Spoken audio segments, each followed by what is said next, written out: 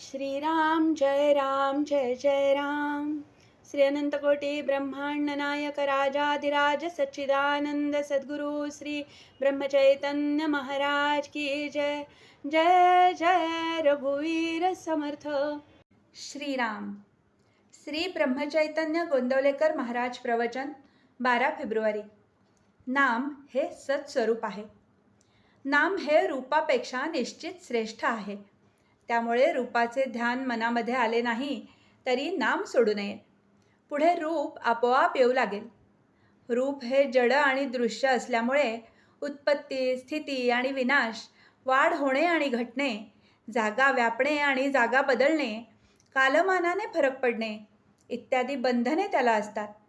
पण नाम हे दृश्याच्या पलीकडे आणि सूक्ष्म असल्यामुळे त्याला उत्पत्ती आणि विनाश, वाढ आणि घट, देशकाल निमित्ताच्या मर्यादा इत्यादी कोणतेही विकार नाहीत। नाम हे सत्स्वरूप आहे। नाम हे रूपापेक्षा व्यापक असते। व्यापक वस्तूचे क्षेत्र मोठे असल्याने तिच्यामध्ये शक्ती देखील अधिक असते। जिच्यामध्ये शक्ती जास्त असते ती वस्तू अधिक स्वतंत्र असते। जी वस्तू अधिक स्वतंत्र असते तिला बंधने किंवा मर्यादा कमी असतात। म्हणून नाम हे रूपापेक्षा अधिक व्यापक, अधिक शक्तिमान, अधिक स्वतंत्र आणि अधिक बंधनरहित असते। आपली ज्ञानक्रिया कशी चालते ते पाहू। आपण एका टेकडीवर उभे राहून सृष्टी सौंदर्य पाहिले। त्या पाहण्यात कोणकोणत्या क्रिया होतात पहा। प्रथम डोळ्यांमधून प्रकाश किरणे आत गेली। बाह्य पदार्थांचे मनुष्याला ज्ञान व्हायला इंद्रिये हे पहिले साधन आहे।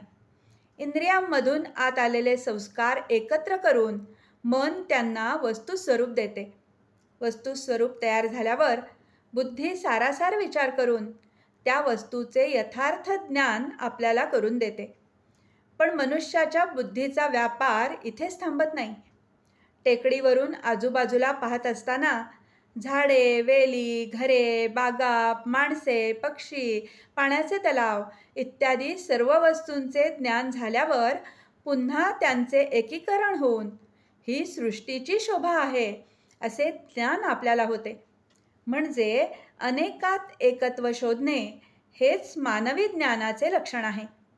या जगामध्ये कितीतरी वैचित्र्य आढळते।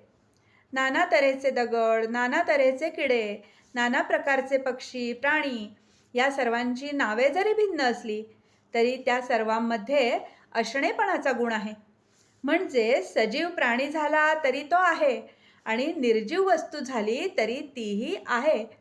एवढेच काय, पण आनंदाला सुद्धा आहेपणाचा गुण आहे। या असणेपणाच्या गुणाला नाम असं म्हणतात। यालाच ओंकार असं म्हणतात। ओंकारातून सर्व सृष्टी उगम पावली। ओंकार हे परमात्म्याचेच स्वरूप आहे। अर्थात नाम म्हणजे सत होय। म्हणूनच नाम हे सृष्टीच्या आरंभी होते, ते सध्या आहेच आणि सृष्टीचा लय झाला तरी ते शिल्लक राहणारच। नाम म्हणजे ईश्वर होय। नामातून अनंत रूपे उत्पन्न होतात आणि अखेर त्यामध्येच ती लीन होतात। रूप हे नामाहून निराळे राहू शकत नाही।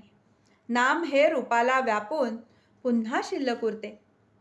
आजचे बोधवचन। नाम हे शाश्वत आहे। ते पूर्वी टिकले, आता आहे आणि आपण गेल्यावर ते राहणार आहे। जानकी जीवन स्मरण। जय जय राम।